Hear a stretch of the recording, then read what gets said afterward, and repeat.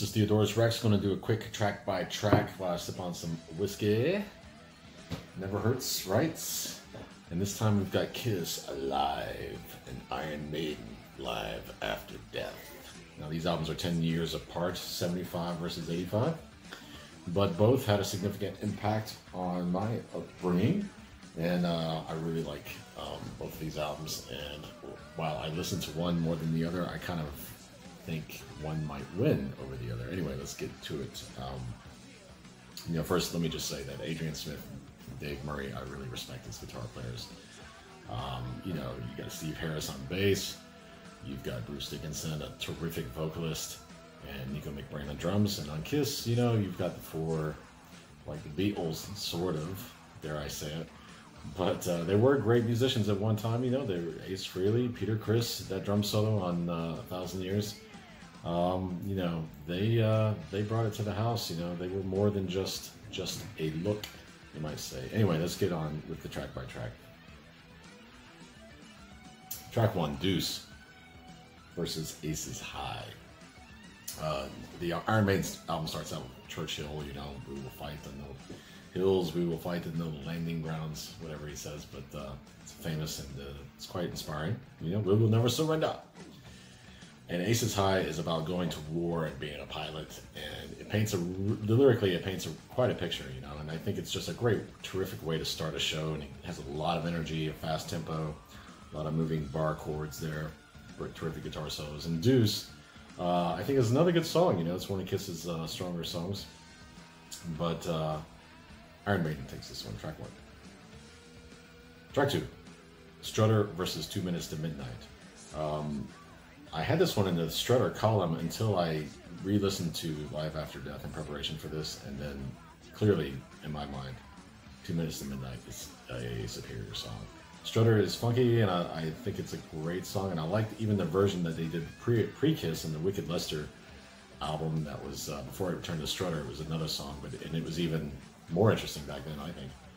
But this one goes to Iron Maiden as well, 2-0.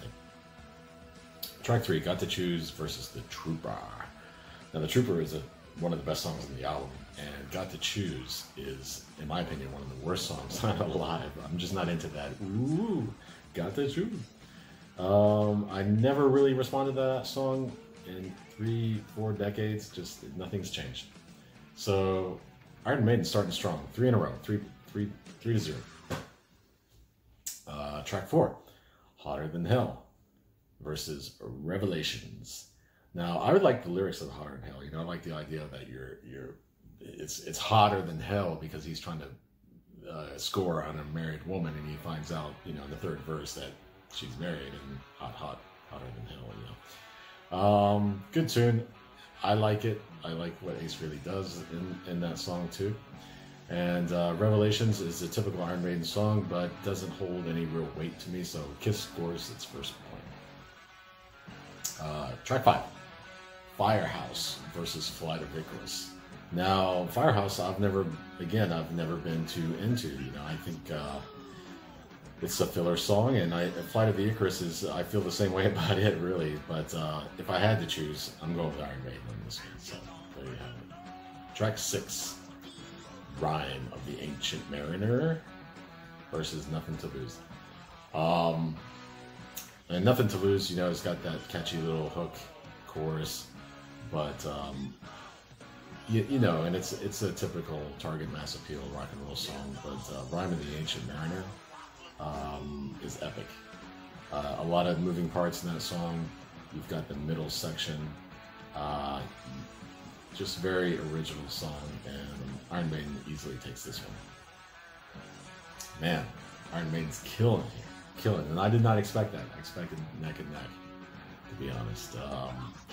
Track 7, Come On and Love Me, Paul Stanley versus Power Slave. Now, Come On and Love Me is a very popular Kiss song. It's one of the best, and I think it's ubiquitous that a lot of Kiss fans think it's a terrific song, but I am not of that opinion. It's never a song I really listen to, so Power Slave easily wins this one. And I like Power Slave. It's a rocking number, man. And it's, hell, they named the whole album after it, didn't they? Maiden takes that one. Track 8, Parasites versus Number of the Beast.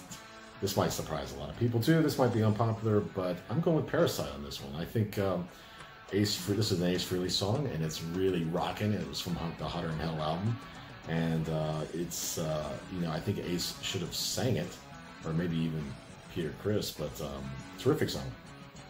And Number of the Beast for me is, even though it was the intro is fascinating, and we all love that intro. The song as a whole is really not doing it for me. So let's go for this. Man, only 2 points, man. Oof. Track 9, She versus Hallowed Be Thy Name. Now, Hallowed Be Thy Name is starts off slow for a Maiden song. They never really get that slow, do they? Iron Maiden. There's no ballads, are there? Very few in between. I love Hallowed Be Thy Name, though. I think it's just an awesome song. I like She a lot, too. I really do. Good Simmons song. But Hallowed Be Thy Name all day long. Maiden. Track 10, Watching You versus Iron Maiden.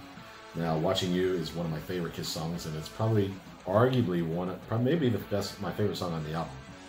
And it's going up against Iron Maiden, which to me is kind of like Revelation. It's just kind of like, eh. So, I think the lyrics are kind of cheesy in Iron Maiden, but Watching You is a great song. This song goes to Kiss. Track 11, 1,000 Years versus Run to the Hills. And this might be sacrilege too, but 100,000 Years is another great song. I think it's terrific. It's original. It's rocking and rolling. It's like no other song I've ever heard before. And Run to the Hills, I'm just not a fan of that chorus. I know it made them big and popular on Number of the Beast, but I'm just not into it. So that one goes to Kiss. So 2 in a row there. Kiss is coming back, maybe. Track 12, Black Diamond versus Running Free. Black Diamond is a showstopper. It's what Kiss oftentimes is one of their very last songs. Terrific song. Easily goes to Kiss on this one. Track 13, Rock Bottom versus Wrathchild, Paul Di'Anno song. Prior to Bruce being in the band, there was a singer for Iron Maiden called Paul Di'Anno, who was quite interesting as well as Bruce. I know Bruce has his followers, his fans, but Paul was a pretty good singer. This one for me goes to Wrathchild because I just love it. It's a rock and roll song through and through, and it's heavy rock and roll. And it's got a lot of interesting parts, a lot of moving parts, and the arrangement's interesting. And Rock Bottom just doesn't do anything for me. It doesn't rise my pulse doesn't rise. Iron Maiden. Track 14, Cold Gin versus 22 Acacia Avenue. Cold Gin gets us one all day long. Another Ace Frehley song. Ace is the man. I'm not sure if he's as accomplished a guitar player as Dave Murray or Adrian Smith, but he's more popular and he's got a lot of style. He did a lot of things, and I do love listening to his guitar solos, and I love his songwriting skills. That one goes to Kiss. Rock and Roll All Night versus Children of the Damned. I think Kiss is going to take this one down because Rock and Roll All Night again is ubiquitous, and Children of the Damned is just kind of an old Maiden song that's forgotten about. Kiss. Track 16, Let Me Go Rock and Roll versus Dive With Your Boots On. Now, I think these are similar type of songs, even though lyrically they're miles apart.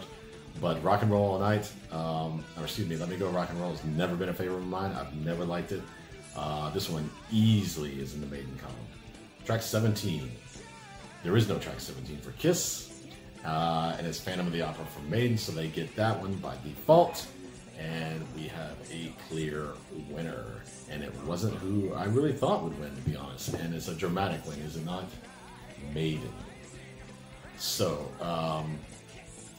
there you have it. What do you think? Are your songs choices? I can't speak. Are your song choices different? Let me know in the comments how you feel. Interested to hear it. Take care.